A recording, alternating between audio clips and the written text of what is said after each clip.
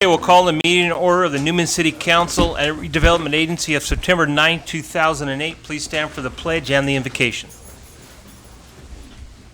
I pledge allegiance to the flag of the United States of America and to the republic for which it stands, one nation, under God, indivisible, with liberty and justice for all. Please join me in prayer. Remain standing. Thank you. Dear Lord, thank you for a safe, sane, and successful fall festival. And please bless all the citizens in Newman and allow us to do our job properly. With that, amen. Thank you. Amen.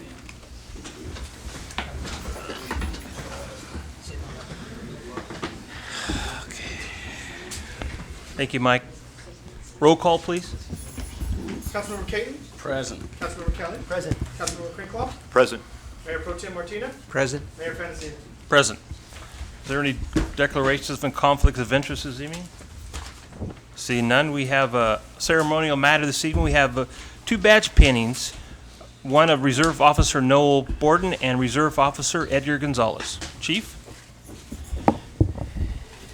Good evening, council members, Mr. Mayor, and packed house tonight. We're pleased to present to you two of our newest Reserve police officers, as you said, Noel Borden and Edgar Gonzalez. We would like to swear them in and pin their badge on shortly, but first I'll talk a little bit about each one of them. We're very excited about them joining the department and expanding our reserve ranks. First, we have Edgar Gonzalez. Edgar, if you could maybe step forward or something, everybody can see you. All right, so we know who we're talking about. Edgar, we're very happy to have, and comes to us from Patterson, actually, lives real close by, and graduated from high school in Tracy, California. We're very thankful for his service as well. He joined the Army at age 17 and is still a reserve in the United States Army, and he's completed a 15-month tour in Iraq. So very, very happy to have him back. You can tell everybody appreciates your service to your country, Edgar, and we're glad to have you back now in the community. Edgar was an E5 sergeant. He comes out of the a group in San Lorenzo. He also was a property and evidence clerk for the Stanislaus County Sheriff's Department, and he was an explorer for them as well for 3 years. He graduated from the Police Academy in June of 2007. So welcome to the Newman Police family, Edgar. Also, we have Noel Borden, and he would be the only one left standing, so he doesn't have to step forward. Noel comes to us also from Stanislaus County area, currently living in Ceres, and graduated from Ceres High School. Was an explorer for the Ceres Police Department and also a reserve officer. Also completed 3 years full-time service with the Atwater Police Department, graduating from the Police Academy in 1995. Decided that the private sector was apparently a little more profitable, so he's elected to remain as a reserve, and was 6 years also with the Modesto Police Department. He's married to Cassie for 9 years. I believe she's here somewhere in the room. I was running so late. I was wrestling with some Red Hatters at a community meeting, so I barely escaped and got over here in time. But so I'm still a little winded. But anyway, he has 3 kids: Carissa, Dalen, and Jace. Oh, someone's embarrassed, covering their face. Lucky Bob didn't put you on TV in the back there. Anyway, and his father-in-law, Terry Harris, is also with us tonight. So we're happy to have them, and Noel, welcome to the Newman Police family. I forgot to, sorry.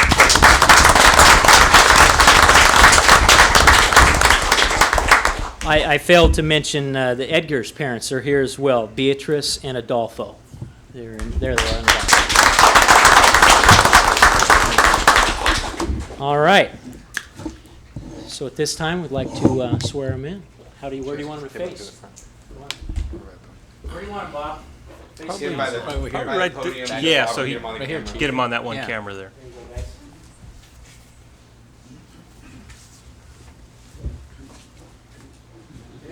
Okay, is that good? Good? I haven't heard any banging on the door, so I think we're okay. All right, you raise your right hand, please, and repeat after me.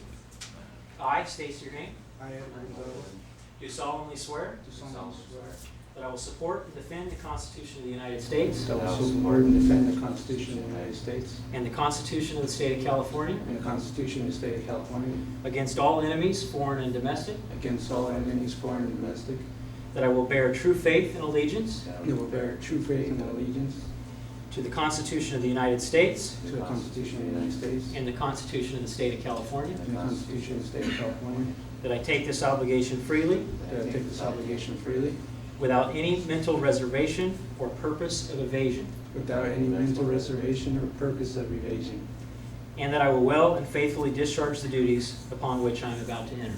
that I will faithfully discharge the duties that I'm upon to enter. Close enough.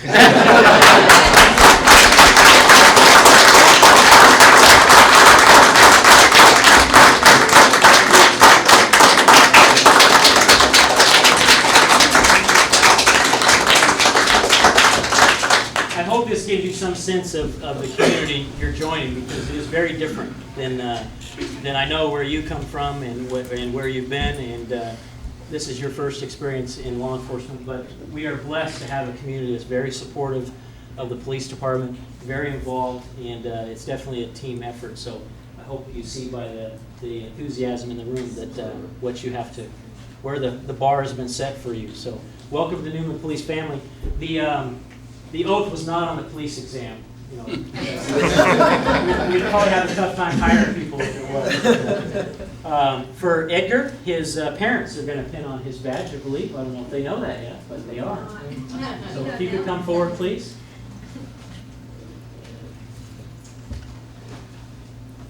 There you go. Did you wear your vest? Yes. Okay. It's not a punch. I've had some experience there. My wife made me bleed one time, so you got to be careful with that. She said it wasn't intentional.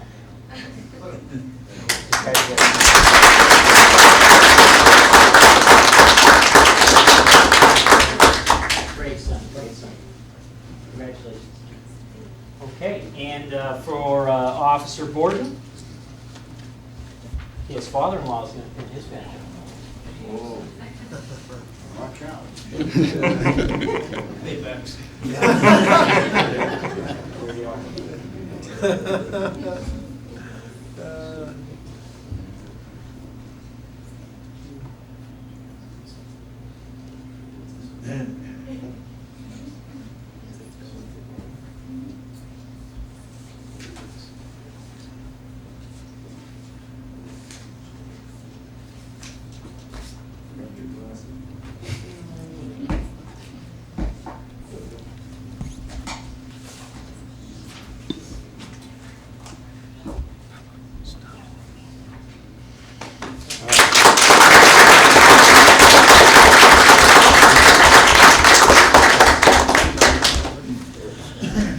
All right, thank you very much. Thank you. Okay.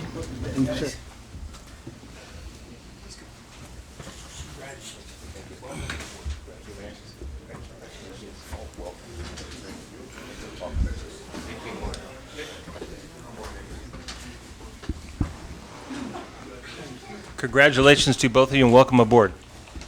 And now this is the time where you guys retreat to have milk and cookies in the back, and Bob gets offended. What?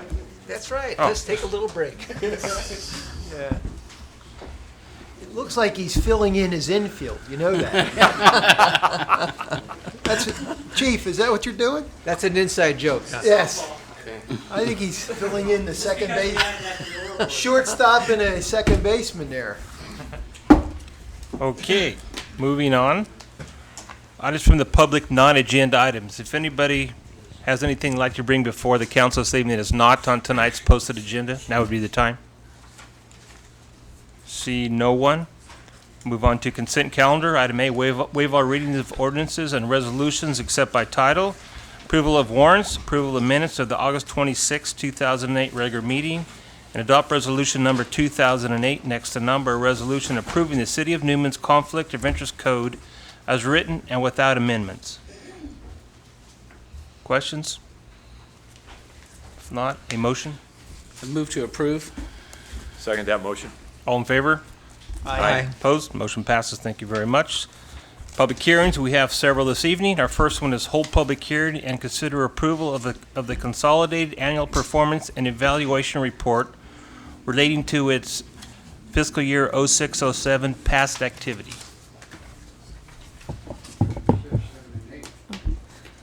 It's It's 06-07. It's past activity. Good evening, Mayor and council members. On August 26, 2008, staff presented the CAPER to the council and subsequently released it for the required 14-day comment period. As required by HUD, a public hearing must be held to solicit comments from the public about the CAPER. As of today, I haven't received any comments. Staff recommends that the council approve the Stanislaus County CAPER relating to fiscal year 06-07 past activity of $2.545 million in CDBG funds and $109,700 in emergency shelter grant funds. I'm happy to answer any questions. Questions? Stephanie? Say none, I'll go ahead and open the public hearing. Would anybody like to comment on our CAPER? Inside joke from last time. No comments on the CAPER? Close the public hearing and bring it back for some direction then. I move for approval, Mr. Mayor. I second that motion. All in favor? Aye. Opposed? Motion passes. Thank you very much. And our second public hearing this evening is introduction of ordinance number 2008, an ordinance approving the Mattis Ranch Subdivision Development Agreement. Thank you, Mayor. Tonight before you, we're asking the City Council to conduct a public hearing on a development agreement between the City of Newman and George and Marlene Souza. That's known for the development of Mattis Ranch Subdivision. This project originally surfaced in the city in 2004. The property was originally annexed in around 1999 to the city, so it's been in the city for nearly a decade now. In 2004, the applicant submitted a tract map, a subdivision map, to subdivide the property. And what it was going to do is that's actually a larger piece, about 35 acres. He was going to take 12 and a half acres and subdivide it into 106 single-family lots. The remainder would be commercial, and it fronts on Highway 33. As part of that, though, there were some issues that were going on, and we had just started doing the analysis of our wastewater treatment plant. So his approval was actually extended for a couple years, and it didn't get approved until 2006. At which time, unfortunately for the property owner, the market had then changed from where it was in 2004. So what he's done is he's come back and he's asked us to, he's requested that we enter into a development agreement with him that would be a 7-year development agreement with the project, which is consistent with our other development agreements. And what that would do is allow him additional time for the market to come back so he could potentially build out this project. Part of what the developer has agreed to is there's an additional fee for an aquatic center, and that would be at $2,000 a lot. And then there's an additional community benefit fee for $3,000 a lot. Now, the city makes a guarantee that we would not use the community benefit fee to subsidize any other residential project. But after that, it would be up to the discretion of this council to decide what that community benefit fee could be used for. So with that, most of it is the legalese that goes in there. We are going through the master plan process right now for infrastructure. At the time the applicant or the developer or the builder, whoever comes in, submits their infrastructure plans, they'll have to comply with the master plan that's in effect at that particular point in time. So that was a big issue for us as well. So with that, we're asking that you again conduct a public hearing and introduce ordinance number 2008, next in number, approving the Mattis Ranch Development Agreement. And I can answer any questions that the council may have. Questions? At what point in time were these additional fees collected? They're collected at the issuance of building permit. Don't answer. Nobody's No. home. They would be collected at the time a building permit is issued. Thank you. Somebody order food or something? Probably Adam's fan club. Get your gun out. Is there any additional questions from the council? Michael, I just want to emphasize raising the bar. Yes. We've talked about that. That's all I'm going to say. Okay. Thank you, Thank sir. you. No further questions? I'm going to go ahead and open the public hearing. Would anybody like to comment on this Mattis Ranch Development Agreement? See no one, I'll close the public hearing and bring it back to the council for some direction. I make a motion that we adopt the ordinance of the city, what is it, number 802 for Mattis Ranch. Do we have a second? I second that motion. All in favor? Aye. Opposed? Motion passes. Thank you very much. And our third public hearing this evening is adopt resolution number 2008, next to number, a resolution approving the area of benefit agreement between the City of Newman and SCM Hearthstone LLC and authorizing the city manager to execute said agreement. Thank you, Mayor. As you know, we went through several months of negotiations and finally in the early 2008, I believe it was in February, we approved a substitute reimbursement and settlement agreement with SCM Hearthstone LLC. As part of that agreement, the city has committed to using our best efforts to get a area benefit agreement approved. And part of that agreement provides for the city to collect and remit to developers certain irrigation improvements related to future development. Again, the majority of the terms were spelled out in our substitute reimbursement and settlement agreement. And those were the duration of the area benefit or the AOB agreement is 10 years. The developer shall be entitled to an annual simple interest rate of 7%. The city is actually entitled to retain 5% of the fee collected to offset its administrative cost. And then lastly, the city agrees to collect from owners of the benefited parcels the AOB fees at the time said parcels are annexed to the city. So those are basically the terms of the agreement. Also, we've included in that agreement it's the developer's responsibility to indemnify the city should this agreement be challenged in court. So with that, we're looking forward to the council to ask any questions on this. Part of the substitute reimbursement agreement also calls for the developer to pay all costs associated with that, and they've been invoiced for that for $1,700. So with that, I can answer any questions that you may have. Has that bill been paid? Unless they brought a check, it has not. I see a check. Doesn't necessarily mean we agree with it. Oh. We'll take that up in a minute. Any other questions from the council? Then I'm going to go ahead and open the public hearing and allow comment from the developer first. And Subject to good answers. we always give you good answers, Steve.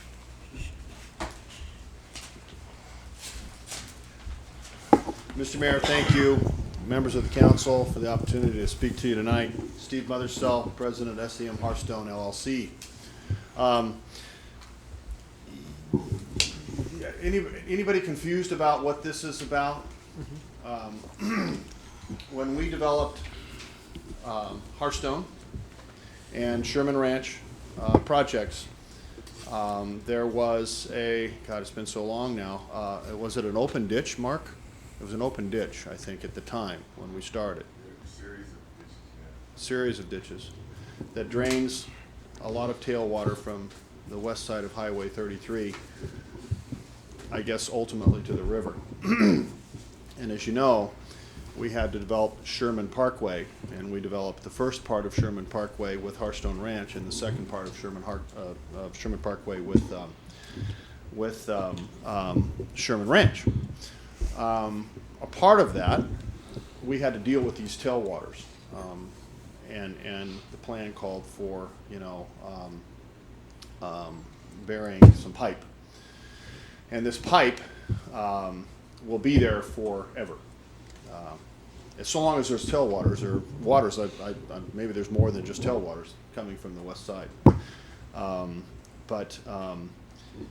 That pipe was located in the center of Sherman Parkway, ultimate center of Sherman Parkway, on the north side of Sherman Parkway now.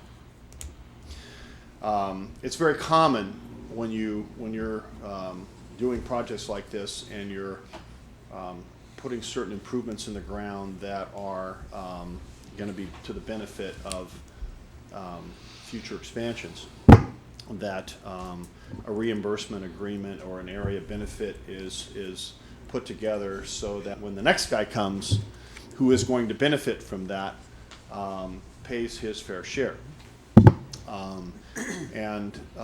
The logic of that, of course, has been endorsed by staff, by special counsel to the city, by our council, of course, and by the engineers, both of the city and our side. There are pieces of the things that we put in the ground that are throwaway. You may note there's a big, huge concrete irrigation box that's ultimately going to be right in the center of a future intersection.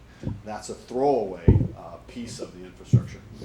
That is not in these reimbursement numbers. Okay, so the throwaway pieces have been eliminated, and what's a part of this area of benefit is the pieces that will be, let's say, enjoyed by the guys that are going to develop, the persons, to be politically correct, that will develop the areas to the north of Sherman Parkway, if that happens within 10 years. If it doesn't happen within 10 years, then this document and this particular reimbursement sunsets. So, charge forward with your general plan so we can get reimbursement. But that's pretty much the simple understanding of it, and the provisions of this and the features of it are very typical for this kind of improvement.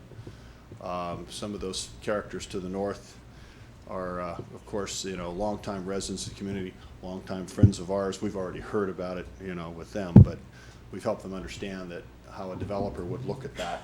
That was an absolute nightmare to manage, to get in the ground, because we can't do it when there's irrigation. We got to do it in the off season, which means you got to do it in inclement weather. So, speaking very honestly from a developer standpoint, if I were the guy developing in the north coming in, and that piece of infrastructure that is so timing sensitive was already in the ground, and all I had to do was pay for my fair share of it, that's a real benefit. And it's based upon, the reimbursements are based upon a front foot of the parcels that are adjacent to it that will benefit from it in the future. So very simple logic, very common in this approach. And of course, like I said, it survives the review of staff, of special counsel to the city, and of course, most importantly, the engineers. So we ask you to support that tonight. Okay, I just have a couple small questions. I only had a day or so to review this bill. I've obviously in these times, we're all very, very short-staffed, and so we're spread pretty thin. So I just would like to ask Michael how he interpreted the cost that he is asking us to reimburse. Not because it's a lot of money. It's not a lot of money, but it's the principle of the thing that I want to make sure I'm comfortable with, and how he interprets future reimbursements and how we are charged for the city's costs in that regard, because hopefully there is more to come in the future, and I want to make sure that we're all vividly clear on this.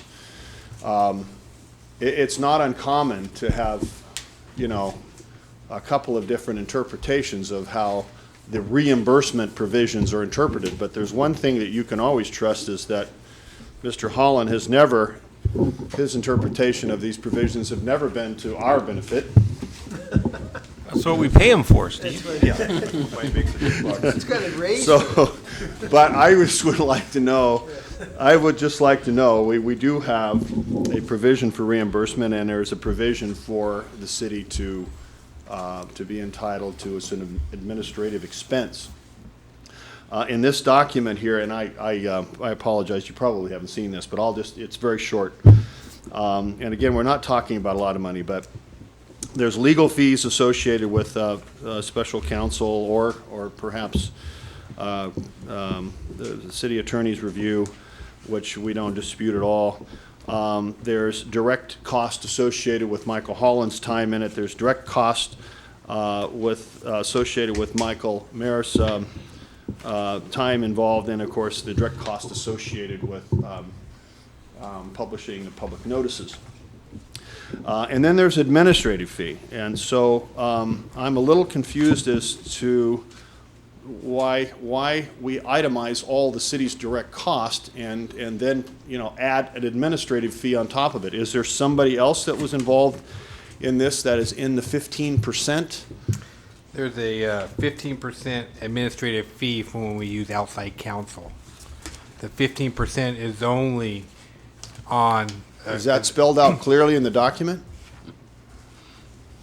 There's a 15% administrative fee that when we use our outside counsel for us, and the cost incurred by us for our staff to review it, to pay the bills, to do all the things that benefit your party. There was a 15% administrative charge, and it's only on Mr. Abbott's cost. It's not associated with my cost. I'm just looking for, you know, some clarification, interpretation, because it doesn't say that in the document. It says a 15% administration fee. It doesn't go into any more detail, as I recall, unless perhaps I've missed something. No, there says, if you look at the bill, it says legal fees No, I'm incurred. talking about the agreement, not the bill. It says any and all costs associated with the creation. To reimburse you of any and all costs and expenses plus related to the creation and maintenance of the benefit district shall be borne solely by the developer. So you don't consider your time or Michael's time as the administration? No, I believe that's a cost that's due to the creation of the benefit district. You don't consider that to be a duplication? No, I don't. Okay. It took me time. How would you interpret it? I would interpret it, if we have to hire staff that we aren't paying already, that would be an administrative cost. We have to get outside legal assistance above and beyond our city attorney, that would be the administrative fee. Right, Michael? The fact of the matter is, Mayor, I spent 4.5 hours on this project for the area benefit agreement for which I am billing him. Let's make it understood. 2 years of negotiations on a Sherman Ranch settlement agreement, not one of my dollars was charged to the developer. 2 years. The 2 years wasn't my choice, if you recall. Well, you know?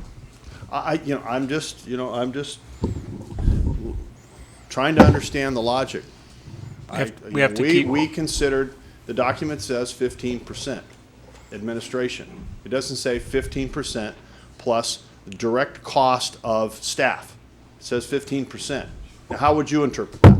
As I just said, that's my interpretation. Outside assistance of people that are not on our staff daily. That's my interpretation. Michael, maybe I'm an idiot. Is the 15% administration fee 15% of just the legal bill? That's correct. I apologize. I was confused. I should have done the math. It was only 15% of the legal All right. fee. Okay. I'm happy. So are we now. I've tendered the check in full, not less than $162. We appreciate that. And I might add, we still, this AOB, Area of Benefit Agreement, is one of the final, near final pieces of things that we have to do as a part of this whole substitute reimbursement agreement. Okay, we have some reconciling to do with staff on some legal fees that are associated with the area of benefit agreement. We've asked for backup in that regard. We have just recently received not just the backup, but a reconciliation of the backup, explaining some explaining a couple of $1,000s worth of time that we couldn't account for, and I don't want to go into a lot of that detail unless you want to hear a lot of detail tonight. But if you would, I'll be happy to share our side of the picture with you. But we believe there's some other reconciliation due of some deposits that were made to the city unrelated to that agreement that we've asked for some time with Michael on that regard. We believe it's his position that that is a done deal. That's not our position. We would like, and I'd like to put this on the record, we would like some of his time to reconcile the piece of the deposits that were made in that regard, to see just what we're talking about. It may be insignificant. It may not be insignificant. If we are to use the first project, Hearthstone, and the over deposit we made with the city in that regard, as it related to the non-reimbursable improvements, it's pretty significant. So we want to feel comfortable. We want all these issues put to bed. We are prepared to sit with him and his staff at his earliest opportunity and get our answers to our questions and tender whatever reimbursement we are obligated for. And our word is our bond, and we stand behind it. But like everyone else, we want to feel good about what we're being charged for. Any other questions of me? Steve, I have one quick question, and this is a little off the subject, but what's your thoughts on the housing? I mean, when do you, I mean, you're talking to people all the time. When You got do a trash can I can throw up in? That bad, huh? Yeah. It's, I've been through, this is the third rodeo that I've been through. I've been through the early 80s, the early 90s. This is by far the worst. And it's bad because of, fundamentally, people are losing faith in housing. And, you know, the subprime stuff that, you know, has received the bulk of the blame, that was scrubbed off a long time ago. We're now down into the quick of, you know, premium loans. People who made legitimate down payments in 2002, 2003, at those numbers, who made 10 to 20% down payments, and now they're upside down in their homes. And they're walking away. And that is horrifying, quite frankly. I don't know how long it's going to clean up, but it's not going to be in the next 12 months. And there's too much, we can see too much coming down the pipeline. Gotcha. The government was way too slow in responding to the problem. And now, you know, you all understand where California's unemployment rate, and especially the the Central Valley. And if we keep losing jobs at the rate we're losing them, then the problem is going to be extended beyond reason. And it's just really unnecessary because, you know, the government's job is to keep the faith in the American currency and the equity for people who justifiably had equity, who put hard cash down in their homes, and they've been wiped out. So I could go on for hours about this, but it's scary. It's absolutely scary, and we're hanging on with, you know, fingernails that are past cuticle, and we're determined. You know, we've been through rough times before, but this one is, you know, it's extremely complicated. Thank you. So Appreciate that. if you got a few hours in an afternoon, you want to I might take up on it. feel free to call me. Any other questions of me? Steve, I'd like to make one comment. I appreciate the fact that you've come before us on several occasions and talked to us and expressed your concerns. We appreciate that. At least I do personally. Well, And thank you. Thank you for that. You know, I take every call. We're spread, like I said before, we're spread very, very thin. Like now, just like you all are, you know, I mean, your fee revenue is down, and you know, California revenue is down, and pretty soon all of these new lower values, you know, you've all understood what Stanislaus County is processing in terms of reassessments on a daily, weekly, monthly basis. Pretty soon those lower values and the lower taxes are all going to be rolling out here. It's horrifying to think where California is going to be in about 2 years. Horrifying. These budget deficits that Sacramento's talking about now, if these idiots would ever get together and get a budget together, are going to be small compared to what we're going to hear about in 2 years. Just, it's horrifying. But I appreciate that. Our reputation means everything to us, and Otherwise, we'd have probably walked away a long time ago, because ain't no money to be made out there right now. All we're trying to do is retire debt, and it's tough. So I appreciate that very much, because, you know, we don't have much else to work for but our reputation. Thank you, Thank you Steve. very much. Would anybody else like to comment? Jay?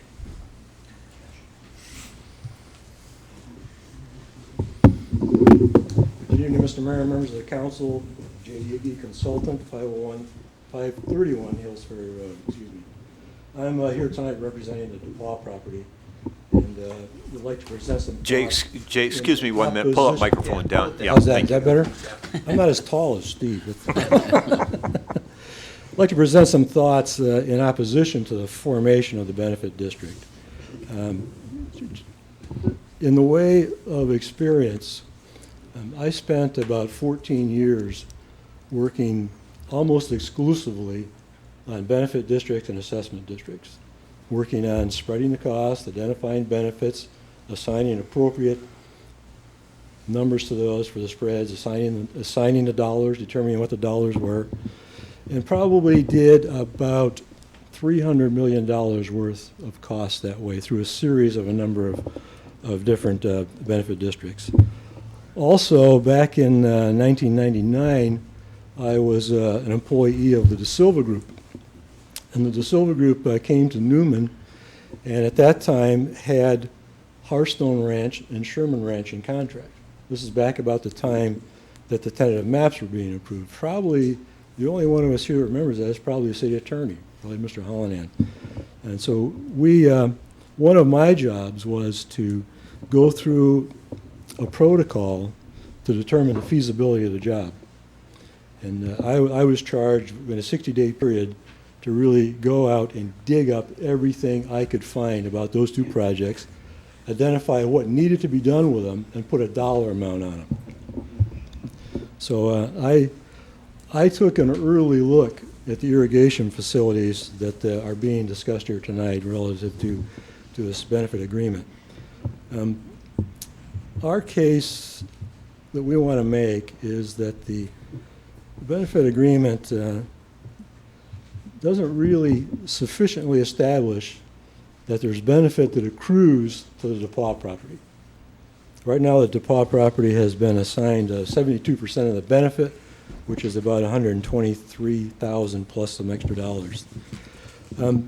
I've read through all the documents, and as I read through the documents, I didn't find in there a discussion about what benefit was derived, how dollar amounts were put to that benefit, and how it was spread strictly on frontage.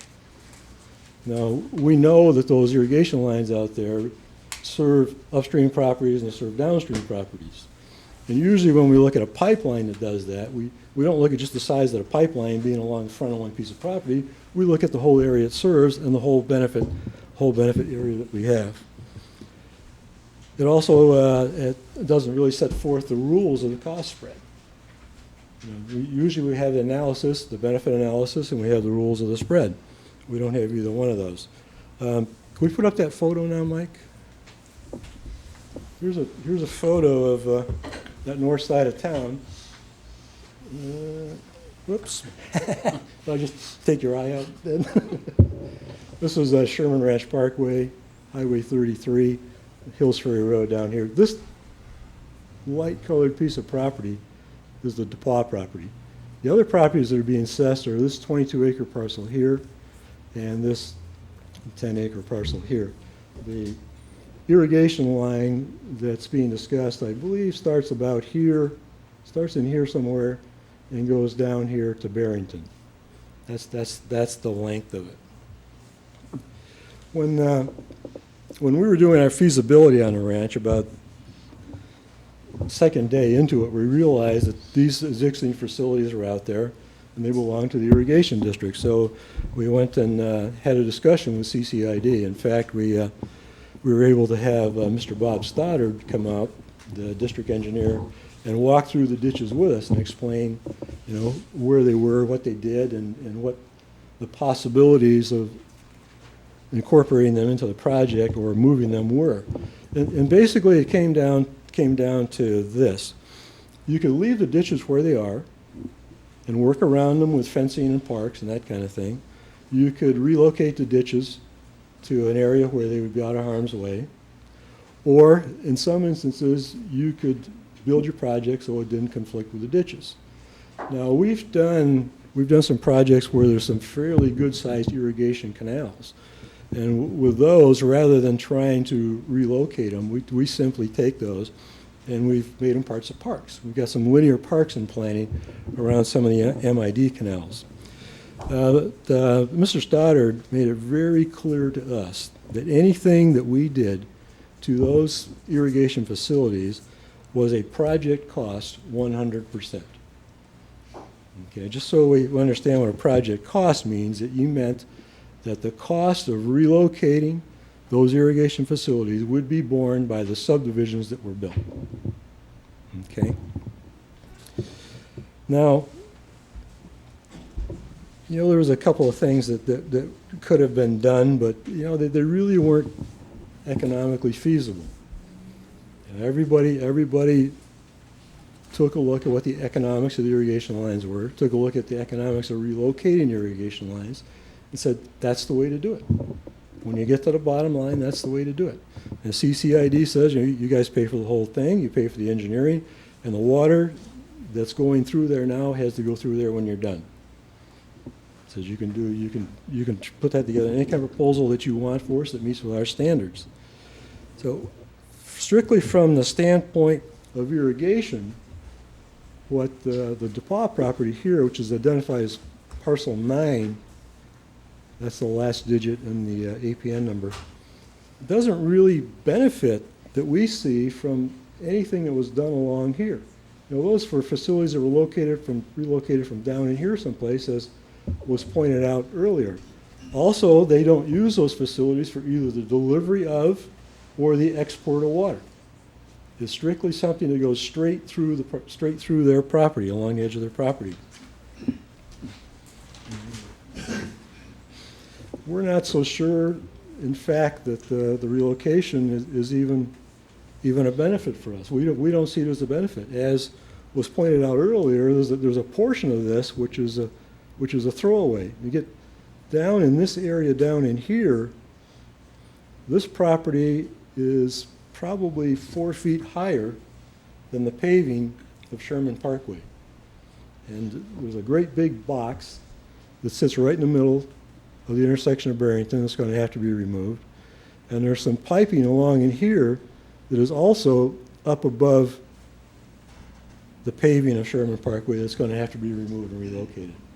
So we kind of feel that we're kind of getting a negative benefit. We're going to have to go back. Someday when this property develops, somebody's going to have to go back and work this out so that it still works. I don't know if you've seen the outlet end of that box, but the pipe is sticking up out of the ground, and it's sticking up that high above the paving on Sherman Parkway. And that's going to be in the median. That's going to be the median break where people in Barrington come up and make a left-hand turn, or people coming down Sherman turn left and go into Barrington. So it's kind of an interesting situation. We wanted to talk about a couple other things too. One would be the timing of the collection of the fees. The agreement as proposed says annexation. I find that highly unusual. When we're talking about an annexation, we're talking about collecting a fee that would be a burden on a property owner rather than a fee that should be consistent with development. These types of fees ordinarily are collected at the time building permits are withdrawn. How the builders all try to do it. We try to make the fees follow the construction, and just before we actually start to have some revenue, so we have a more even cash flow. The placing of this area benefit fee on the DePaul property has the effect of reducing the value of the land by about a little over $2,000 an acre. And from having done it myself, I know that when somebody comes back and looks at that, they're going to say, okay, DePause, you have what in effect amounts to an assessment against your land, which is a deferred expense, which hasn't been paid, but which I now will be obligated to pay. So I subtract that from your value per acre. And this is something that we don't feel it should even be on our property at all to begin with. We don't feel that really a compelling case has been made for the benefit area, and we would request that the request be denied. I'd be happy to answer any questions that you might have. And hearing what you had to say, I guess my first, and excuse me for being ignorant to maybe not fully understanding. When this phase was being developed and when Sherman Parkway was being put in, and with your experience and knowledge on development and the areas of benefit, I guess, how come some questions weren't raised when this project was underway, knowing that the Sherman Parkway was going to be put in and that this drain line was being put in, and with consideration of future developments, as you're speaking of now, were any questions raised at that point in time? No, they weren't, Councilman Caton, because at that time, nobody was requesting that reimbursements be made from the adjoining properties. Okay. You know, we're talking about a request for an area of benefit in 2007 for improvements that were proposed 5 years ago. Okay. You know, and that's another point. Usually when we would do area benefits or we would do assessment districts, we would do them concurrent with the early approvals so that everybody would know about that and have a chance to comment at that point rather than sometime later. So with the parkway being put in and with the knowledge that the land was, as you say, approximately 4 foot higher, did that raise any red flags for you at that point in time? No, not really, because we felt that the area down in here was graded to a lower elevation and was found to be acceptable by the city. We were willing to accept that and come over on the other side and do the same kind of grading over here. We could, you know, that's an additional expense, but that could be done without a whole lot of trouble for us. I think the biggest problem is the pipe sticking up. Yeah. Jay, remind me how the DePaul property gets its water. How about we go to the horse? Would that be Okay. okay? We're testing you, I Jay. think I know, but I'm not 100% sure. I was involved, I'm Ron DePaul. Ron, please, the mic there, yeah. At the time that they did the project, I was involved on helping them understand where the water comes from. That's not a drainage line to begin with. It's an irrigation line. I only know of one field that tries to drain into that line from up above, and they're not very successful because it's an open ditch up above. Just looking here, so you understand where the pipelines were before, and it was pipeline, it was an open ditch. So when you talk about benefit, what was the benefit? I mean, the pipe was already there. Pipeline was already there. They had to move it to the outside of the property to add more houses, basically. My property used to come straight to here and line up right here. That's where I got my water from. This was piped from here down this lane, and from here basically went over here, piped. There was a box here. It was then piped down to here. Okay? Then there was a pipeline going this way to feed this property right here, all in pipe. The only open ditch that was here was from right here all the way down this edge. So it's obvious they couldn't leave an open ditch here, right? They're going to put houses in here. So they had to put a pipeline in. So actually,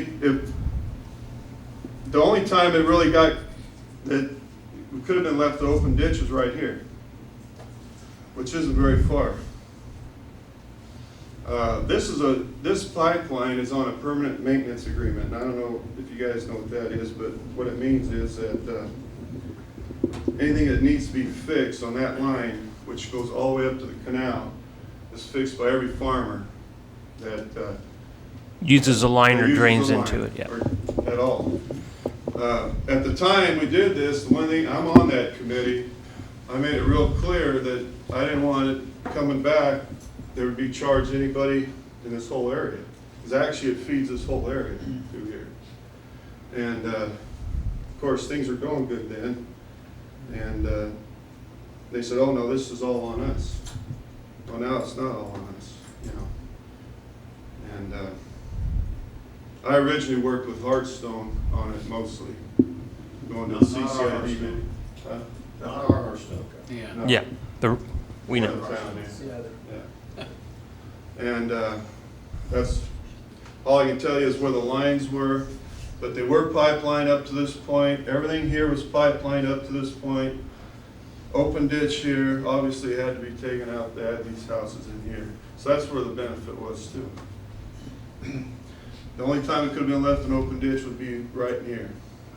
It'd be down to here. And of course now, like he says, this is gonna have to be cut back and taken out and deepened someday.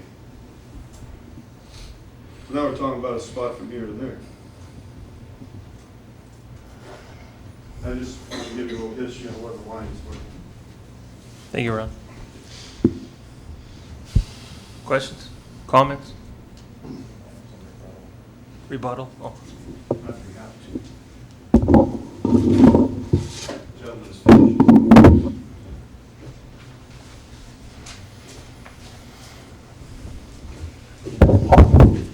Mr. Mayor, members of the council, Steve Motherstall, President, SCM Hearthstone. Not to be construed as the Hearthstone that Mr. DePaul is referring to.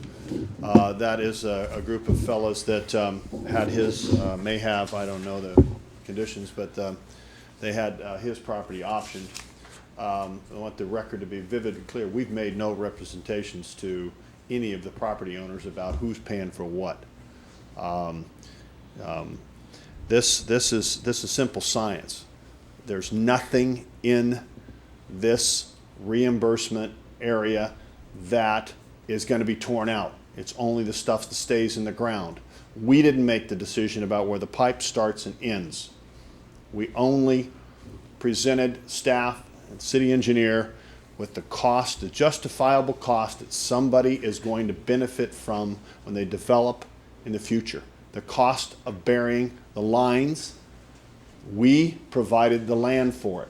That's not in the reimbursement. So that line is going to have to be buried when these properties develop. Bottom line. The fact is here, Ronnie DePaul is not going to pay this. Whoever develops the property is going to pay it. It's going to be a reimbursement at the time somebody records a map. Okay? And I don't think that's going to be Mr. DePaul. I don't know that he's done a lot of development in his day. Okay?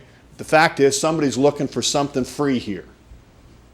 I have been in this business for 30 years, and I've done $500 million worth of improvements, and what's before you is as commonplace as anything I've ever done. Okay? The pipe that is made up of this reimbursement is really deep. The portions of the pipe they talk about is the pieces that are the throwaway. They're not in the reimbursement. Okay? They got to do their homework. The numbers are available by staff. We'll make the numbers available to them and how the science went together, but it's not rocket science. Okay? It's very, very simple. The fact that the irrigation district says you got to pay 100% of the cost. No kidding. No kidding. You're the first guy to go. You got to pay 100% of the cost. Well, that's an accurate statement, but there's more to the statement that needs to be made. Okay? What we're asking you to do is the right thing to do. It's the fair thing to do. You know, properties that are a part of this proposed AOB will benefit from it. They don't have to provide the land. They're going to benefit more than we did. They're going to pay for half of the pipe if you approve this. They're not going to have to give up any land. They're going to get more houses than we got. We had our half of Sherman Parkway and the area for where the line's in the ground. I think that's a pretty fair deal. I think that's a pretty fair deal. The bottom line is, it's typical for somebody to stand up and say, you know, somebody represented me, I wouldn't have to pay anything. That wasn't me. Okay? What we've put before you tonight is fair, reasonable, it's the right thing to do, and guess what? We defend you. We believe in the logic. Okay? Approve our deal and let us fight for it down the road if they develop in the next 10 years. If they don't, guess what? It's a done deal. Thank you. Thanks, Steve. Make any comments and clarification, or? Sure, I'll clarify that part. What he means is if anybody challenges this, the SCM Homes has to indemnify and defend us. So the city has no legal exposure on that. Okay. I think it's paragraph 7 of this. In other words, if somebody chooses to argue this point, it's up to SCM to defend their decision and Newman's decision. Right. Paragraph 6 here. 6. Any other comments? Any other comments from the public? If not, I'll go ahead and close the public hearing and bring it back for some direction.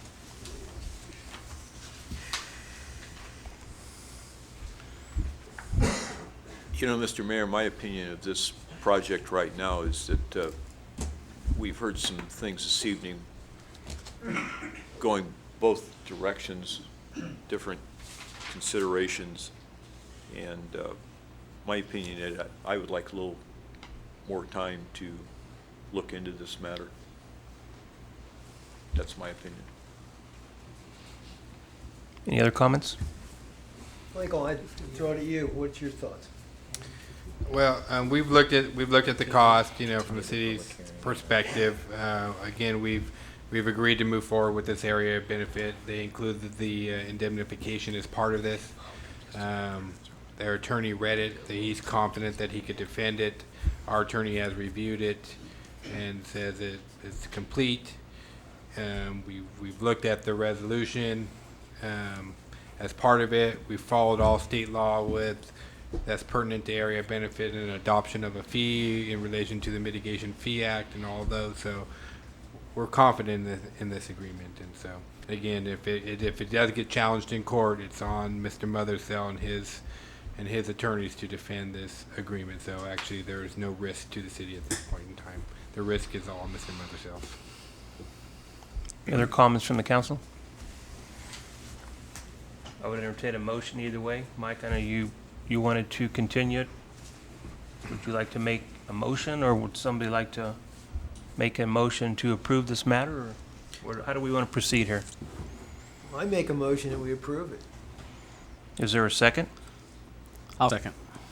All in favor of approving this agreement, say aye. Aye. Opposed? Want to do a roll call? Yeah, we'll do a roll call. Michael? Councilmember Katie, Yes. Councilmember Kelly, Yes. Councilmember Crinkle, No. Mayor Pro Tem Martina, Yes. Mayor Fanzia. No. Motion passes 3-2. Moving on. Regular business. Item A, approve and or modify Phase 2 of the blueprint process outcomes. We have Lark Downs this evening from Stancock to give us a little update on how things are going.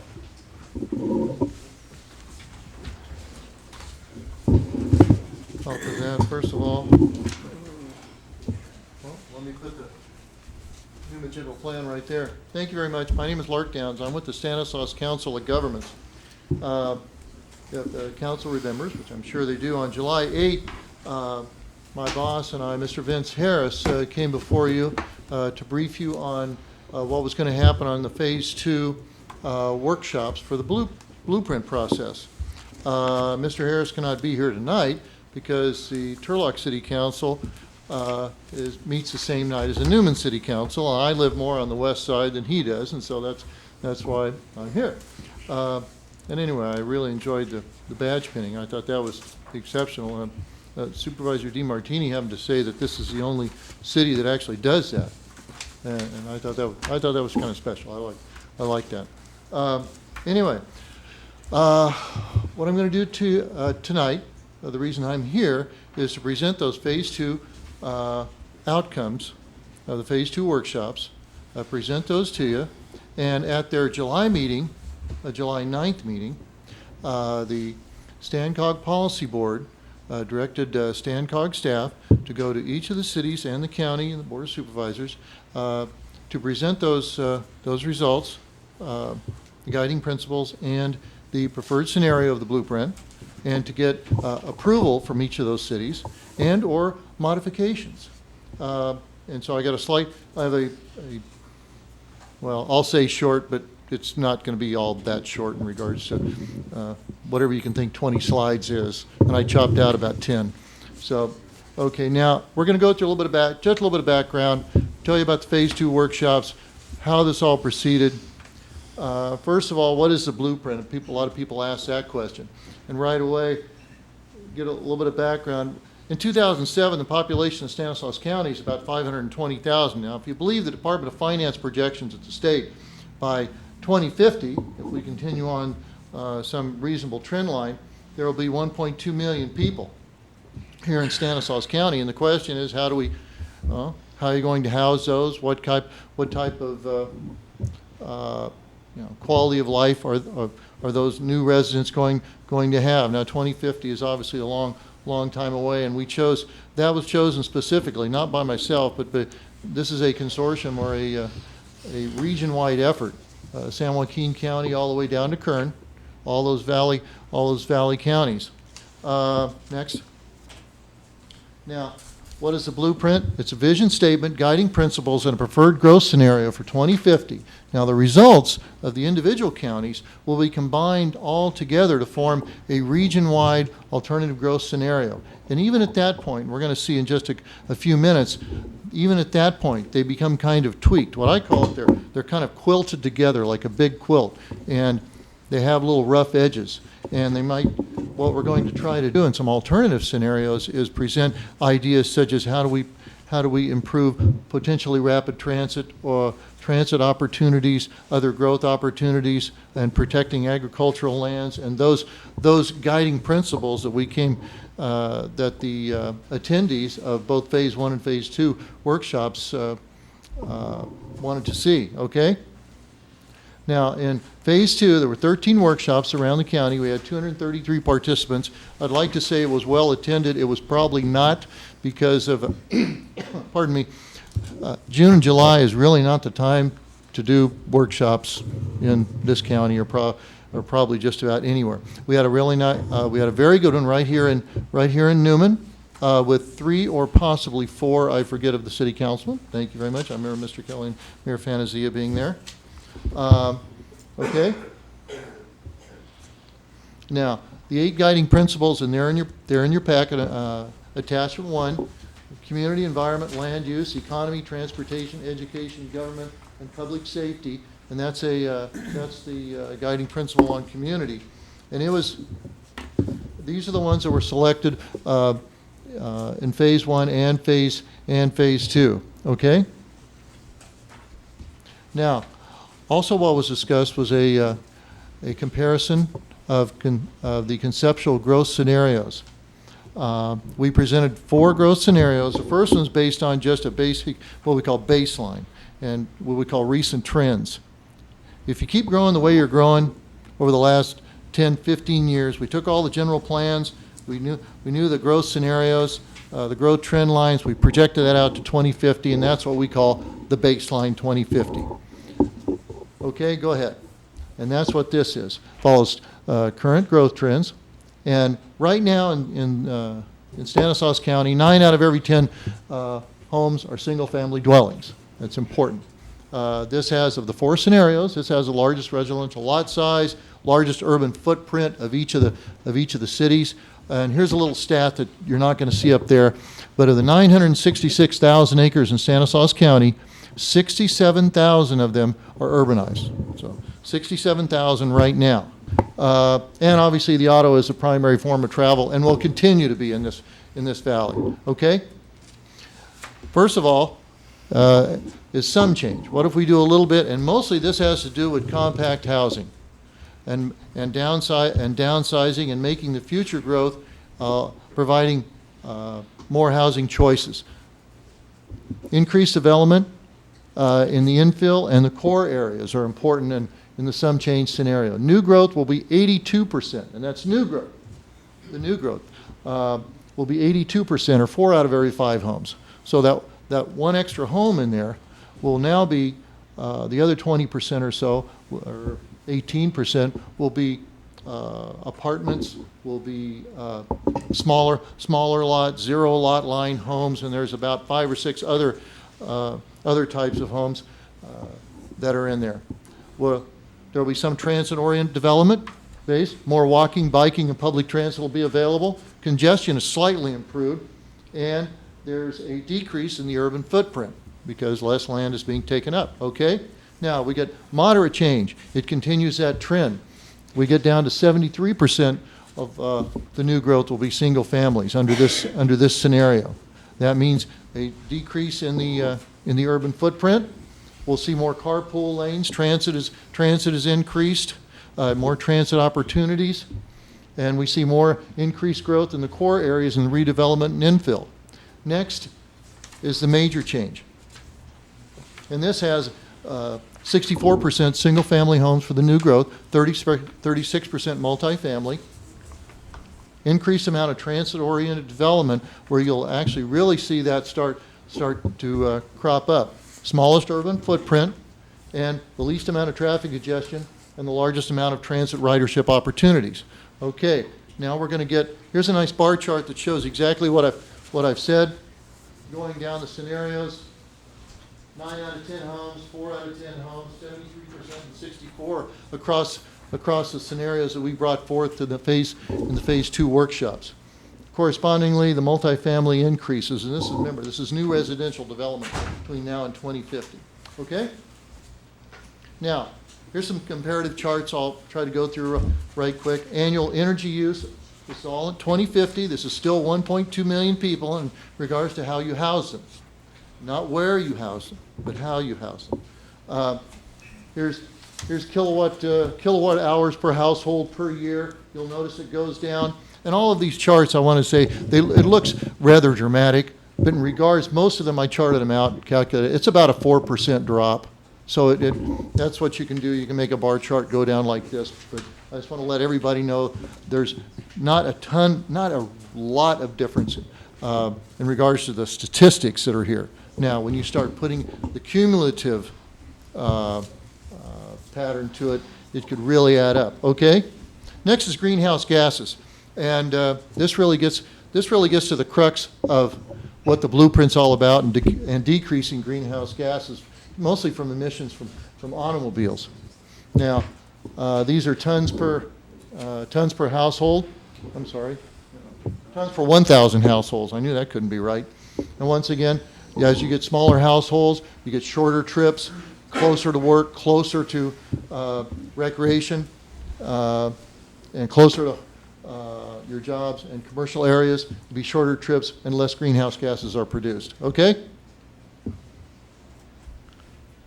Now, acres used for residential, obviously, when you have smaller homes, less acres will be used up. Therefore, inverse, more areas are available for agriculture and recreational areas across all 4 scenarios. Okay?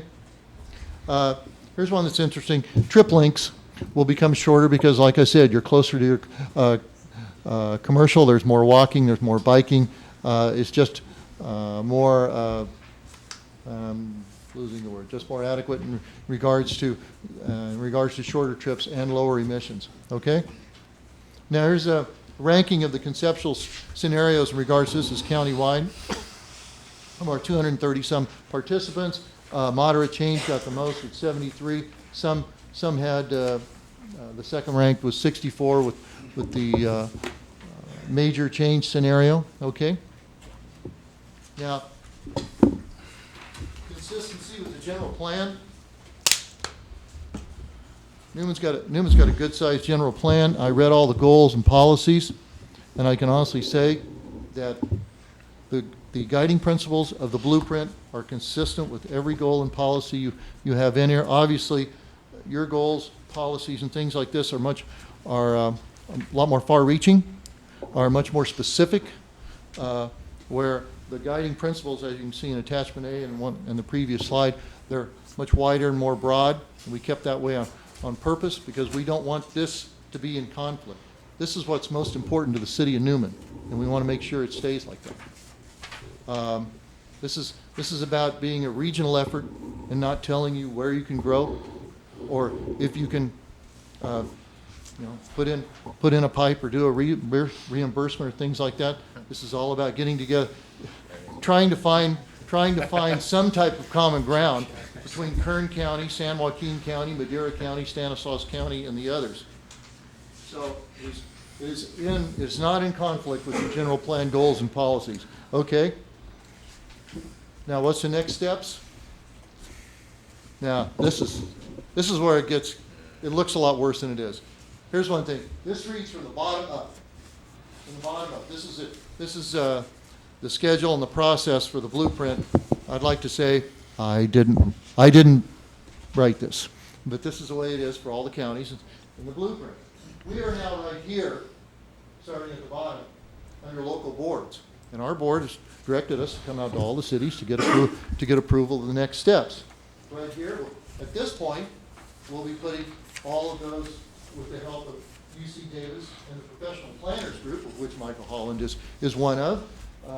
We'll be putting together all of the 8 different scenarios by all the different counties into one regional scenario. At that point, there will be 2 or 3 other offshoots of that scenario developed. But what you adopt, approve, accept, however you want to put it, what this county does will be the foundation for all of those valley-wide scenarios. We'll bring back evaluation to our Stand-Cog Policy Board. At this point, we're looking probably end of November. Then it'll go to the San Joaquin Valley Regional Summit. That'll be down in Fresno at the end of January. They'll roll out a preferred alternative. And then there's the San Joaquin Valley Policy Council, of which 2 members of each of the all the policy councils from each of the counties have 2 members for a total of 16. They'll review it and make a recommendation. At that point, guess what? Even at the very top, it still comes back to the locals for review, possible implementation, and you can say, yes, I like this, no, I don't. So this is not the last time you will see and hear about Blueprint. I'm sure Mr. Mayor and Jim, you guys are probably already tired of hearing about this after you hear about it every month at the policy board meeting. And then we're in the 3rd year of state funding for this, and we've even heard there's a potential for a 4th year, and it will continue on. Now, there is in the staff report I put together at the end. You have another option. You have another option of saying, no, I don't like this. You can say there's too much. I don't agree with what the state potentially might make us do, and you can take your bat and your ball and you can go home. But at this early point of the ball game, and I'll use another baseball metaphor, it might be worth it just to stick around. If you don't like the moderate change, one of the counties, Madera, they voted to go with a some change, a smaller change, just to more or less a wait and see attitude to see what will happen. There's a couple of bills that are going through the legislature. One is already AB 32 to decrease greenhouse gases. The other is SB 375. That's a Steinberg bill, and that is probably one of the more complex bills that I've ever seen come down the pipe. It calls for I can read it probably better off the top. The approval of the moderate change 2050 growth scenario would put Stanislaus County in a positive position regarding the potential passage of SB 375, the pending state legislation that would require each metropolitan planning region to have a sustainable community strategy in place in order to obtain certain regional planning and funding advantages, and that's in attachment D. It's still not signed by the governor as far as I know at this point. What you have there on attachment D is the latest information I could gather, and that's from August 22nd, which is in legislative terms is probably pretty old. Maybe somebody's heard a little more about it at this point. Anyway, okay. What we're asking for is to review and approve Phase 2 workshop results, and then approve the moderate change growth scenario for Stanislaus County blueprint. I told you it wouldn't really be all that brief and short. Sorry for taking up so much of your time, but it's not something that you get through in about 2 minutes. And Questions for Lark? I just had one on the greenhouse gases. I don't know where these numbers came about, but would you not think that in 2050, we're going to be looking, you said automobiles are probably the biggest cause of greenhouse gases. Do you think that they'll be at the level they are today, or even 10, 15 years from now? well, if the automobile continues on to be the major source of movement, mobility for everybody, and with for increased transportation mileage, increased miles, population increase, then probably yes. The answer is yes. But I do have faith in the American technology, and everybody was geared years ago. The Air District, ARB, EPA, everything was geared toward increasing gas mileage would continue to go up. We would have 30, 40, 50, 60 miles per gallon cars, no problem. This was a few years back. Well, guess what? Everybody, Detroit said, hey, I think people will buy SUVs. There are millions of them. And probably half the people in this room probably don't. And that threw a little glitch, and all of a sudden air quality standards got a little tougher to meet. And so now the Air District or whatever had to go in and kind of revamp their thinking on that. So it's really kind of tough to tell. But I just don't think we'll be at the levels that, anywhere near the levels we are today. I think because I don't think cars will be using gasoline as we know it today. I don't think that type of vehicle will be on the road. I would like to hope that I'm here to see that. I'd like to live to see that too. Yeah. I'll wait. Thank you very much. Yeah, right. Thank you. We're all Thank you, Lark. Okay. There's no further questions for Lark. Some direction for him to take back. I would move to approve Phase 2 of the blueprint process. Second the motion. All in favor? Aye. Opposed? Motion passes. Lark, thank you very Thank much. you very much. I'd also like to thank your staff for all their help too. Very good. Mayor, if I so may ask, could we get the council to consider the moderate change scenario as well? With that notation, I modify my motion. The moderate? Moderate? Yes. Second. Okay. Okay. Item B, report from Supervisor DiMartini.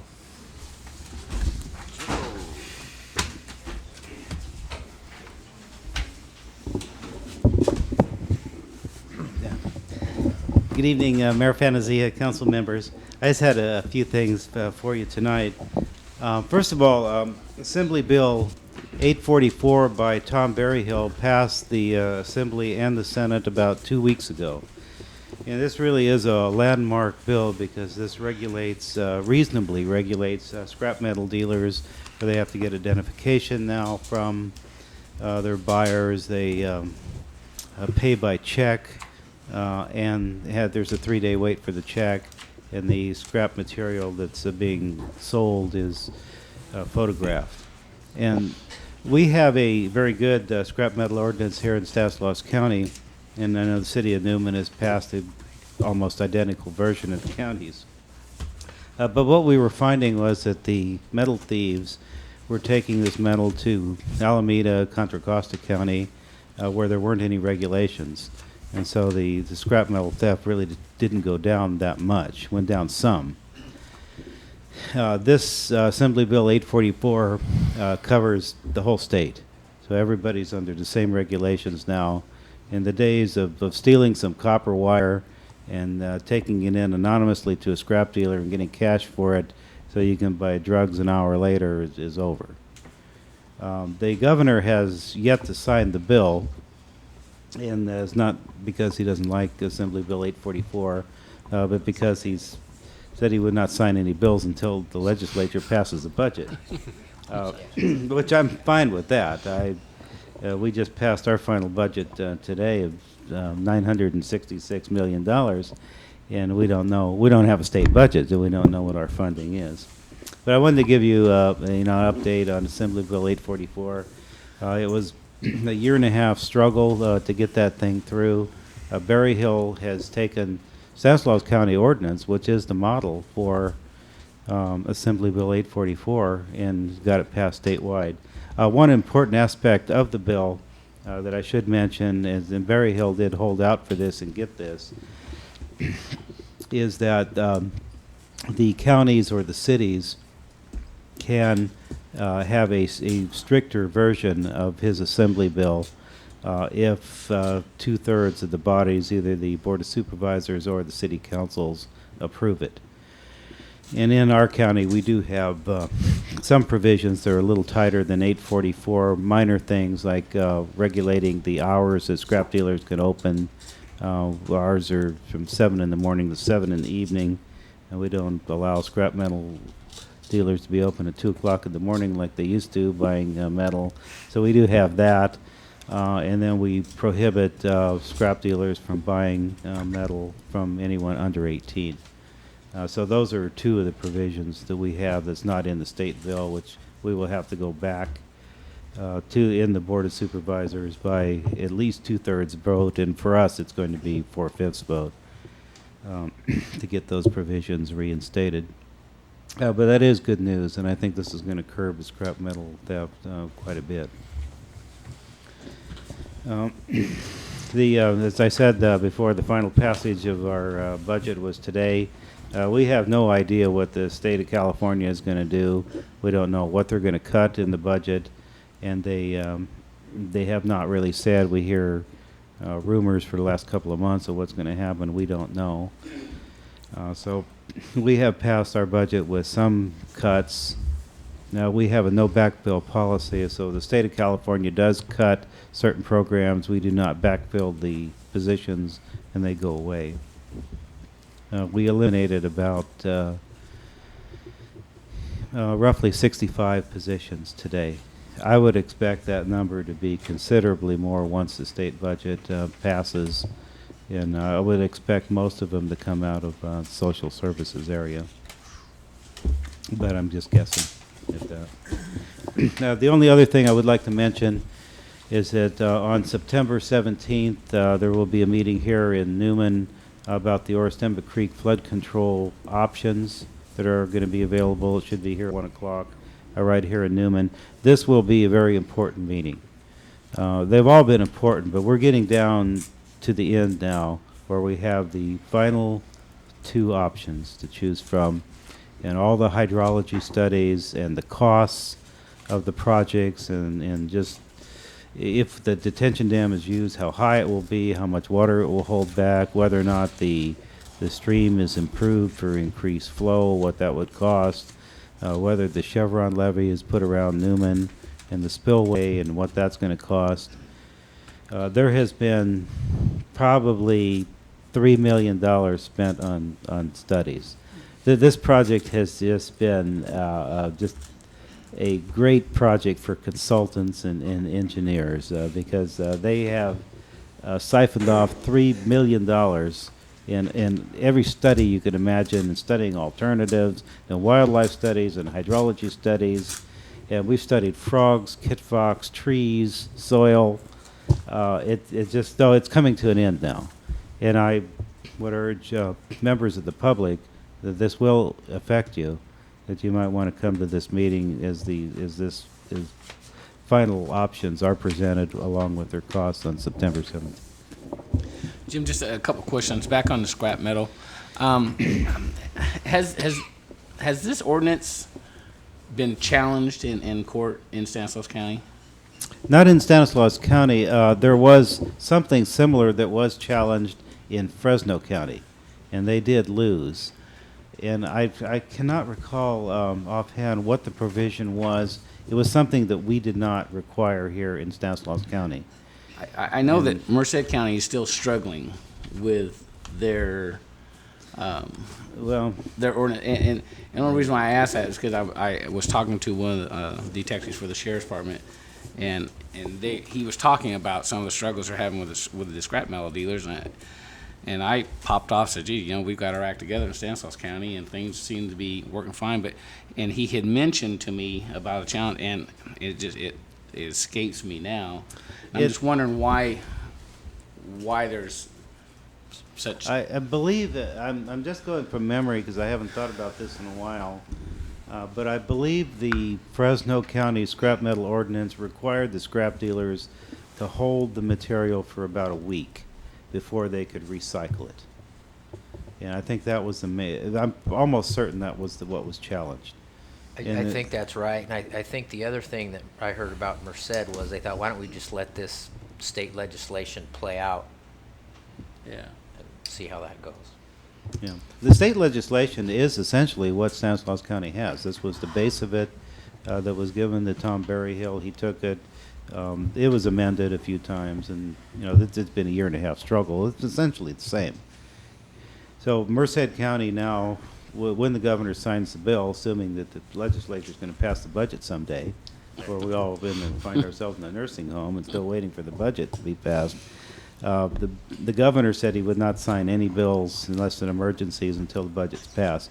But then Merced County, like all the rest of the 58 counties in the state, will be covered under this new state law. And should it, and I'm going to push it in the county to have some tighter regulations on the scrap metal dealers, at least limiting their hours at least, and not selling to minors, which is not in Berryhill's bill. And that would have to pass by either 2/3 or 4/5 vote, depending on the size of the body, to have tighter regulations. But Merced County will be covered, and they took the easy way out and didn't do anything. And I just think they should have taken a better lead. I sent them our ordinance. I sent it to San Joaquin County, and they essentially passed the same thing. I sent it to Yolo County, Calaveras County. But because you couldn't guarantee that anything was going to pass statewide. The scrap metal dealers have, their organization like every group does, and then they fought the thing. But it went through, but it took 2 tries through the Senate to get it through in 2 different sessions, but it's through.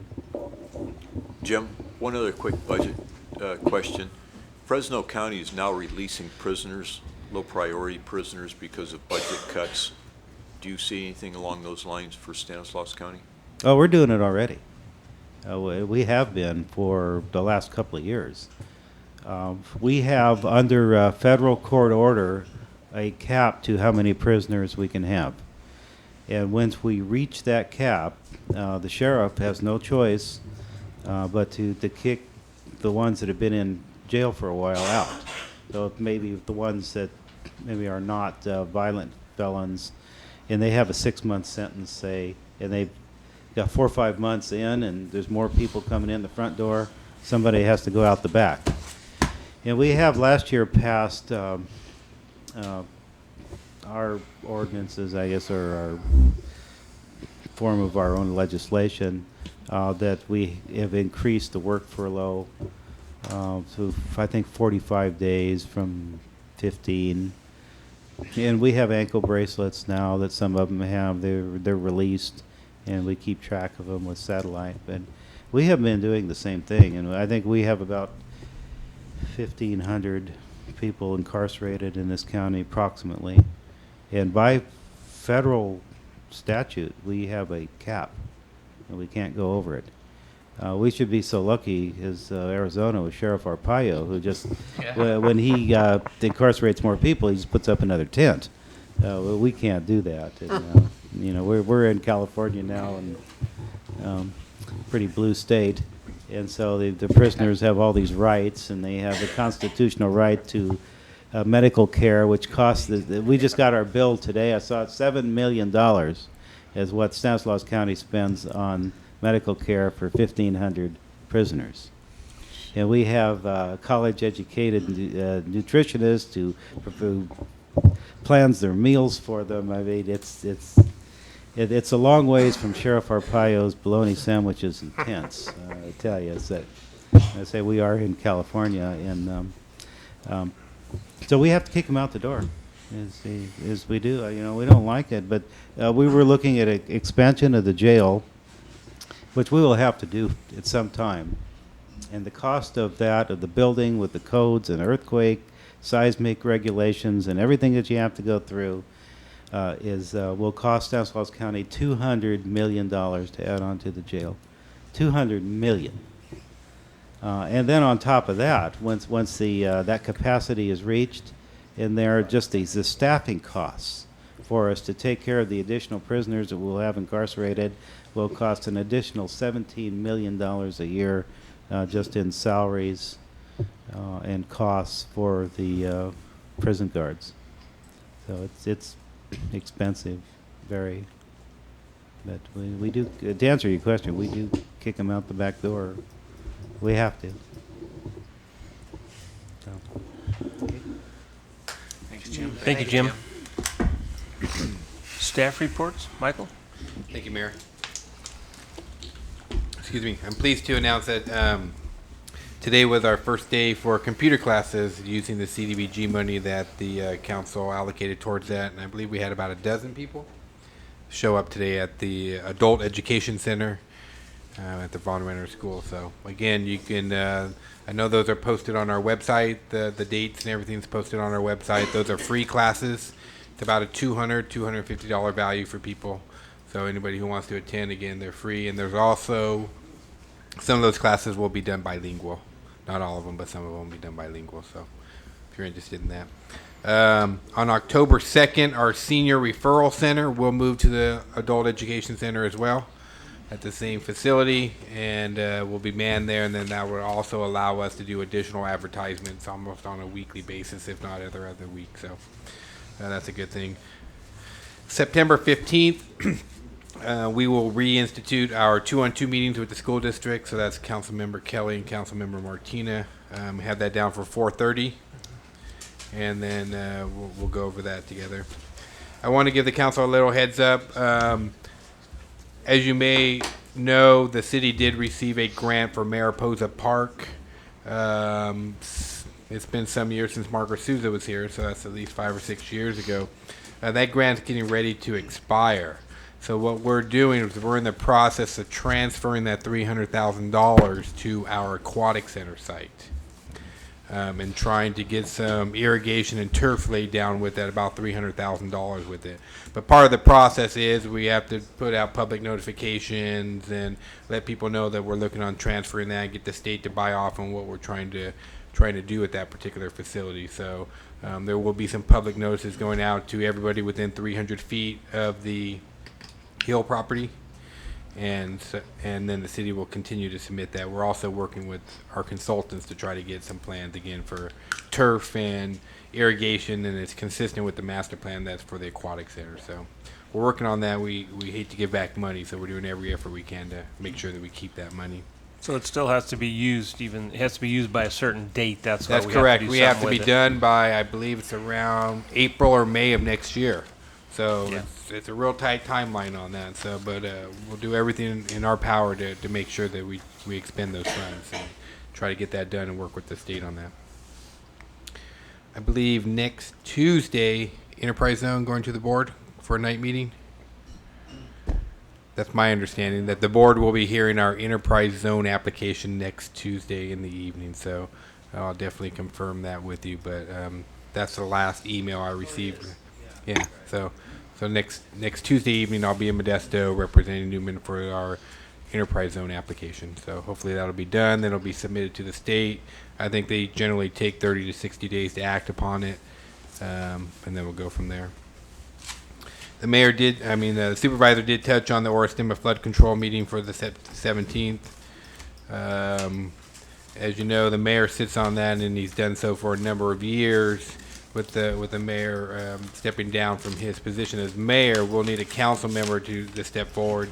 I fully believe that Mayor Fantasia should continue to serve on the board as a citizen representative, similar to Mr. Jim Silvera and what he did with that. And the mayor's really taken over for Jim and harnessing this project and trying to get it through. So the council. I would agree with that, and I'd be willing to serve on that. Okay.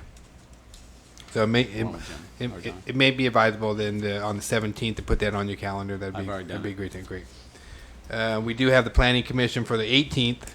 We got a number of maybe 2 or 3 applications that are going to be going for the Planning Commission, and you'll get the agenda later this week.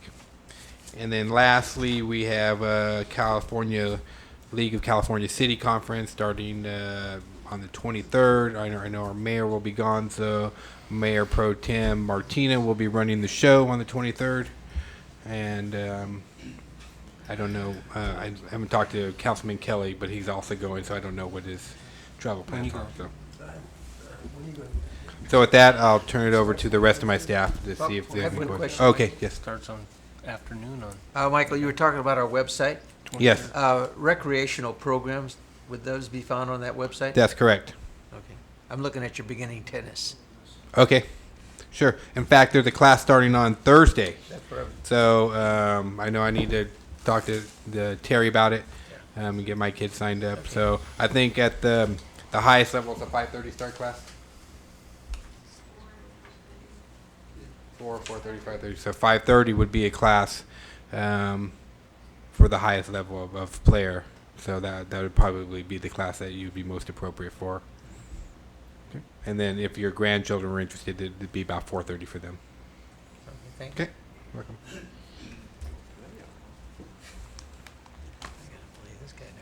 Further staff reports?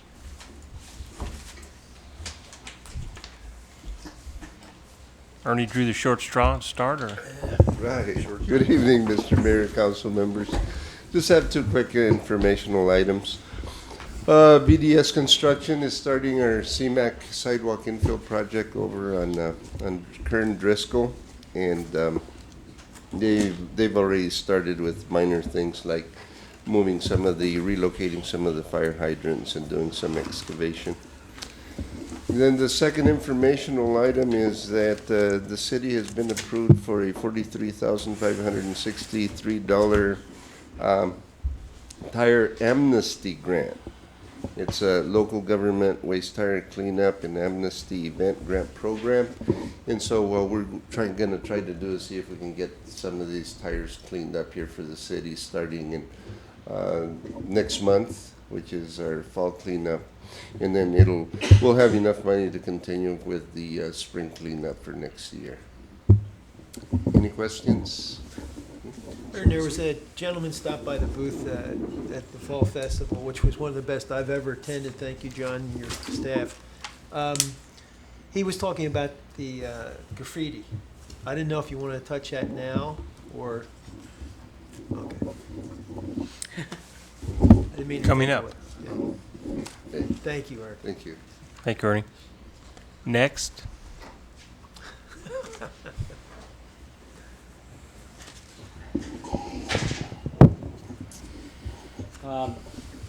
Good evening again. It was a busy 2 weeks since we last spoke. We've had a number of unfortunate, crimes occur in the city, but fortunately we were able to resolve them fairly quickly. We did have 2 very serious armed robberies on the close of the Fall Festival on Sunday night. People leaving, going home, walking home, etc. were accosted by a group of some of which were gang members and robbed at gunpoint, and property and money, etc. was taken. Fortunately, no one was injured. But, officers were able to locate them quickly and recover the gun, the stolen money, arrest all 4 individuals, etc. So a very good case. Many, or at least half of them, were documented gang members. So hopefully we'll see some lengthy consequences for them. And then we all followed, obviously, in the media, the sexual assault and the burglary that occurred of one of our elderly residents in town. We were able to resolve that within a few days as well. and believe we have a sufficient amount of evidence to hold him accountable as well. So we're pleased to get that wrapped up quickly before everyone's concerned that this guy's on the loose, etc. I have a laundry list, so interrupt me anytime if you have questions. In follow-up to Councilmember Martinez's question last council meeting in regards to the radar speed signs, strangely, the prices are just all over the place on those things. I saw some that appear to be on the surface, the base price. Something tells me there's probably more to it. But for $3,000, and then I saw some all the way up to $10,000, and they look identical. So we would have to really drill down and find out how much those really cost, if that's something the council wanted to pursue. And that's for an individual sign. So if you want them to go in both directions, of course, we would have to double that. Well, Adam, one of the questions I would have is how effective have they been in other communities? And I'm saying that's probably something that you could probably get that information better than anyone else. I think certainly they're a deterrent. How to measure how effective they are. I don't know that we ever could quantify it, but I'm sure it helps.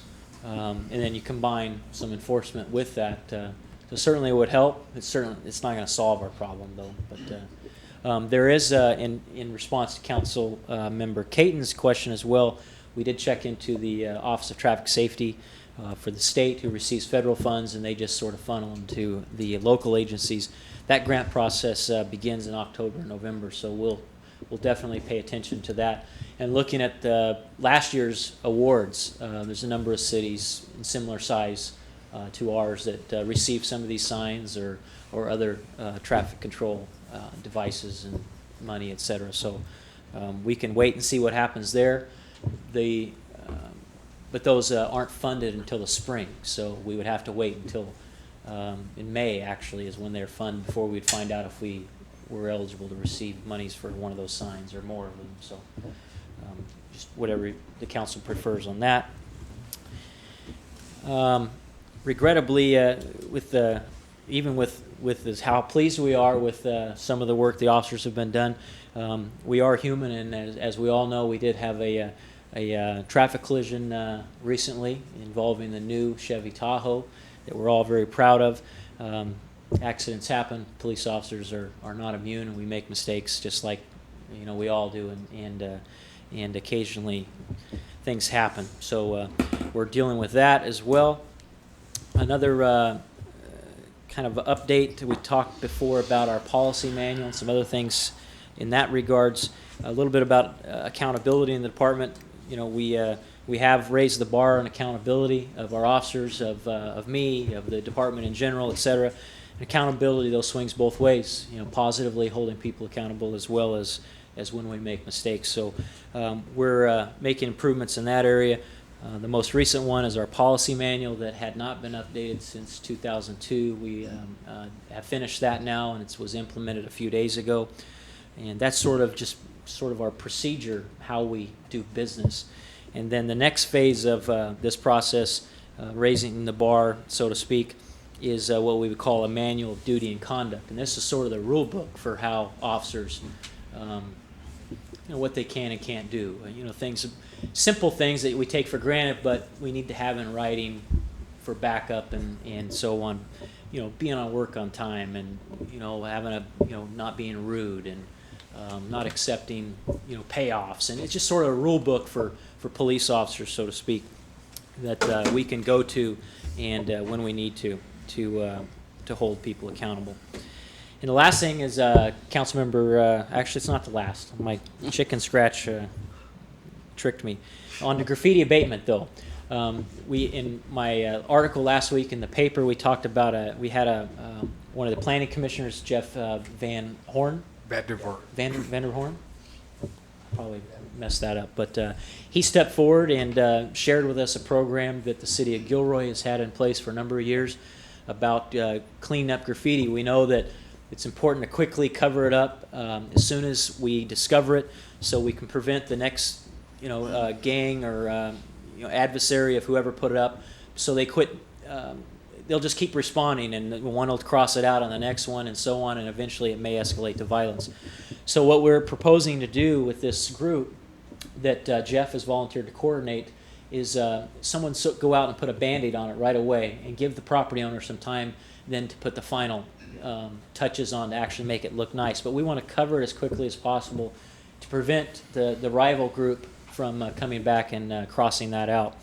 And the city has, through Public Works, I don't even know how many gallons, quite a bit, donated paint from the county that the county collects and gives out to the city, unused paint from community members, businesses, etc. So we have the paint available. We just need to buy some big, very inexpensive sort of throwaway type brushes, one-use sort of things. And the department will contact Jeff. He'll have his group of volunteers come out, cover it right away, first thing in the morning, and use the city's paint and to do that, and then we'll provide the brushes. So we're looking for volunteers for that program. There's information on the website in last week's paper. You can call the department. If you're interested, probably geared towards the people in the retirement community that could come out early in the morning, 8 o'clock type thing, get a phone call from Jeff or the department, and go to the Public Works Department, pick up the paint, and then go out and cover these items up. Hopefully that'll help prevent the spread. And then combining that with our businesses are locking up the paint now. We're making progress on that. Not all of them have been able to get that taken care of, but we're working with them, and they're getting that taken care of as quickly as they can. Another area where we a sort of an update. Have had a couple inquiries on the neighborhood watch. We're stalled slightly. Our detective obviously was consumed a bit with the robberies and the sexual assault case from last week. An extensive amount of follow-up involved in that. But we will be reaching out and contacting people again soon about the Neighborhood Watch program and sort of organizing that. We're slowly making progress with that, so please stay tuned, and we have not forgot about that. And the last thing, the department is looking for volunteers. We just have a ton of things that we would prefer to use a volunteer versus tying up a sworn officer when they could be out actually looking for bad guys or doing other type of activity that an officer needs to do. We have a million things to do just around the office, some as simple as filing, office work. We have to do a court run to the DA's office at least twice a week. So we need a volunteer to drive in and deliver our case reports and arrest reports, certainly with a city vehicle and so on. Volunteers in just a multitude of things that could help the department where we could free up officers. So we do have a program already in place, but we're looking for more volunteers and trying to gear that more towards the senior community as well. People that can donate, maybe 2 or 4 hours a week to help us with things around the office. So feel free to contact me for details about that. I didn't save all this up. It's been a busy week. So, any questions? Adam, I've got a question Yes. for you. At one time, we talked about looking at a new dispatch. Where are we on that? We the numbers did change slightly. Our cost share with that with the JPA. The number we originally had was a preliminary number, and nobody bothered to tell us what the final number was. So it is a little bit less, not enough to cause us to stop exploring other options. So that is still a work in progress. We're talking with other communities, and want to tip our negotiating hand too much in this forum, but we are talking with other folks and trying to see if we can get an improved service or a status quo service for a reduced price. Thank you. Chief, a couple of people have hit me with the response time for that assault. Yes. Yeah, what happened there is, and I don't know if it was clear, it wasn't clear to me in the press release either. I figured that. Exactly. What happened was the officers were on another call when that occurred, and the initial information that we received was only of I don't want to simplify it so much as a doorbell ditch, but just a suspicious person ringing the doorbell. We didn't learn of the actual sexual assault. Obviously, that would have escalated our response, made the priority much more serious.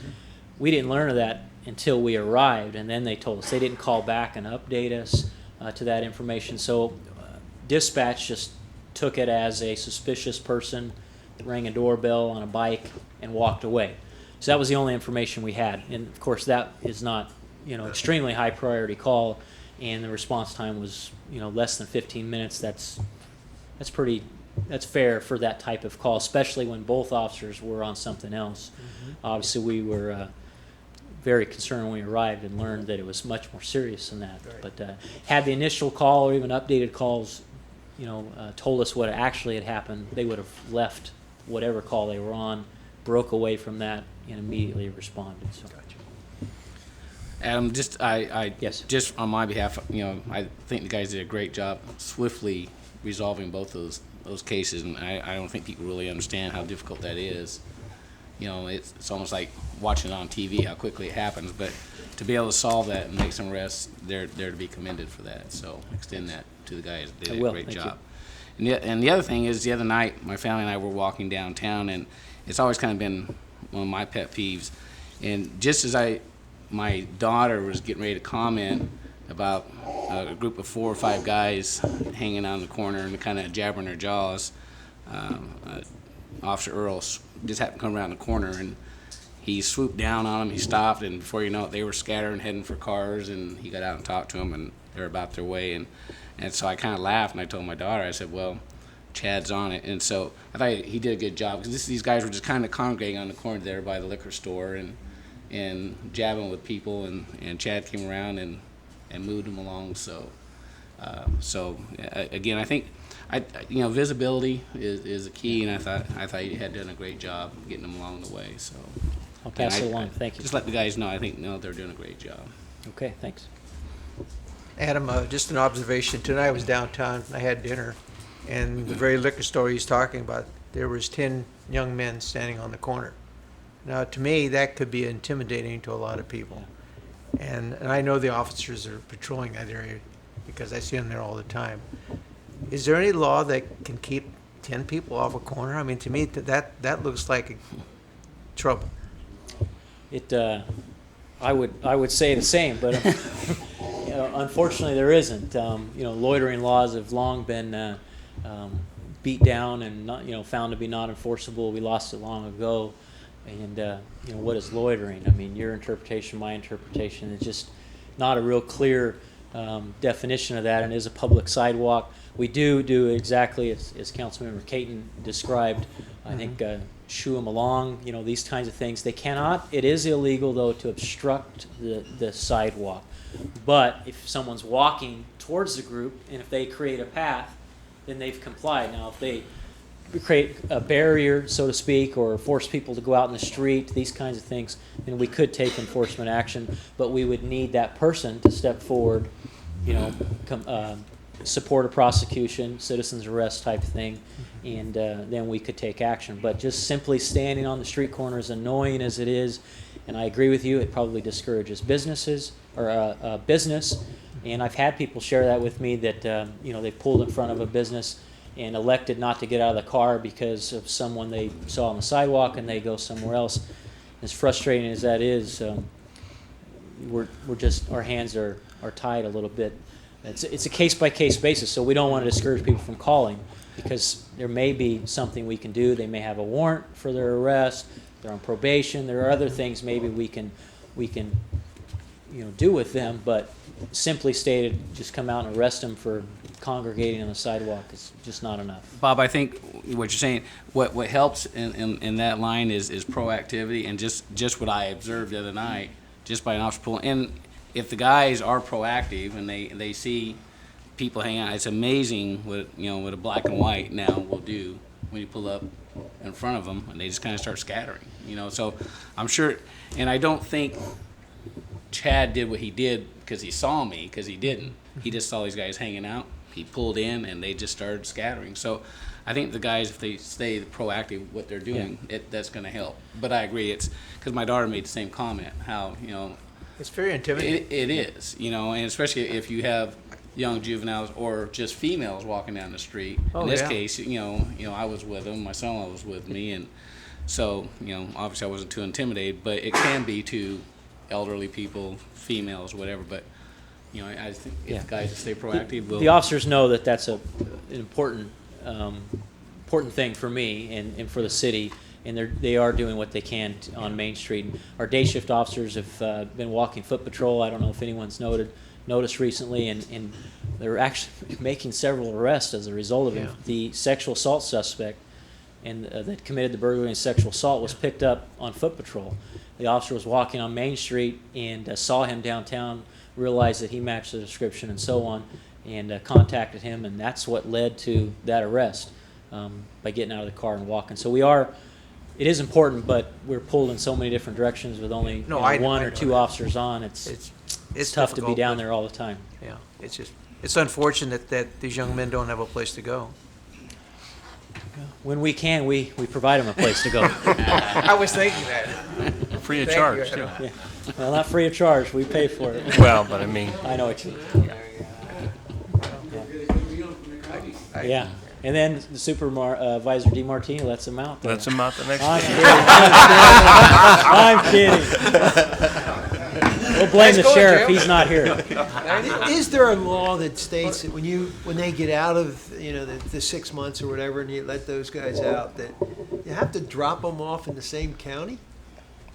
I mean, out of prison?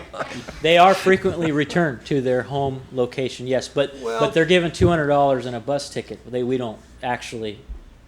The state does not actually drive them, but the state, they call it gate money. It's $200. Has been for forever, and they give them a bus ticket back to their home county. Yes. Yeah. No one else wants our. What I'm getting at, I mean, Toledo's close. Someplace like that. I'm just, I know they tried that one. Well, anyway. Yes. Anyway, back here. Minnesota, and I'll just tell that quick story. Minnesota had a lot of people, street people, and they were freezing to death on the streets. So what they did, they took them off the streets, put them on buses, and gave them $150 and sent them to Phoenix. Of course, Phoenix really loved it. It almost caused a war. So I just wonder if we could do it. Canada's nice. Canada's nice at this time. Fargo, I played baseball up there. Yeah. We have a lot of other projects pending right now, but we'll put that on the list. And Councilman, as you know, as a city, we cannot do that, but the private citizens. Private citizens. We've been down that road. Thank you, Chief. Yeah, we've done that before. We'll get back to you on that. Thank you. Okay. Thank you, Chief. Thank you so much.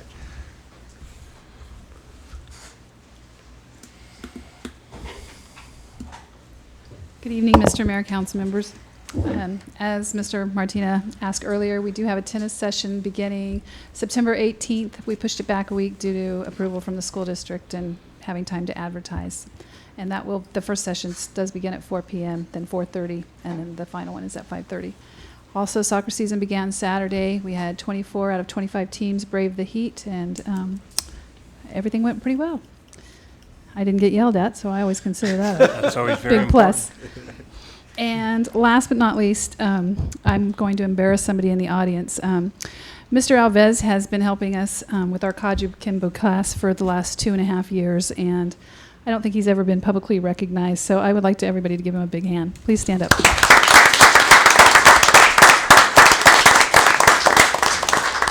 And that's all I have this evening. Thanks. Thank you.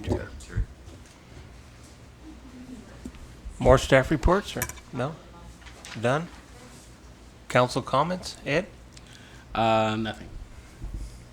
Ted? Nothing. Bob? Yeah, I'd just like to say our police department is doing an excellent job. I had I saw them in action at the Fall Festival, and they really know what they're doing, believe me. They did an excellent job, and they did it quite nicely and quietly, and it was all taken care of. But we all have to be very proud of our police force and the professionalism that they show out in the field. Just thank you very much, Adam. Really appreciate it. That's all I have. I have just one comment this evening. Who is the lucky recipient that got all the money in their pot and was challenged by the dog? No, my mom. Actually, yours truly won. But I delegated it. Privilege of being To chief. whom? Sergeant Richardson. Oh, nice guy. which he did an excellent job at the demonstration. Mike? That's it. Thank you, Mr. Mayor. Thank you, Mike. Just wanted to thank the community and all the volunteers that made the Fall Festival a success. And Chief has, I think Bob was elaborating on the incident we seen late Sunday there, Sunday afternoon? Sunday afternoon. Sunday afternoon, Yeah, I was which leaving this one, yeah. I guess people aren't too smart when there was like 8 officers standing 10 feet away and they decided to have a little conflict, so that's. Nothing to do with the Fall Festival. No. No. Exactly, yeah. Something brewing. Ran into the wrong place. Yep. Oh, exactly. God. So we thank you for that. Yeah. With that, I will entertain a motion to adjourn. I move we adjourn. Second. All in favor? Aye. Meeting adjourned. Thank you very much.